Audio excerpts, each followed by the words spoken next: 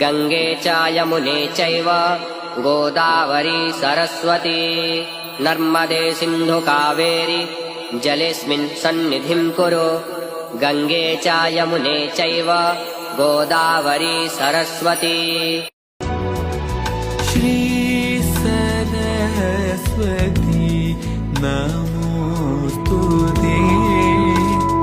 अम्ब श्री सरस्वती नमोस्तुते।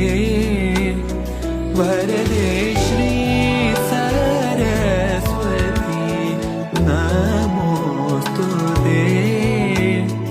परदेवते श्रीपति गौरी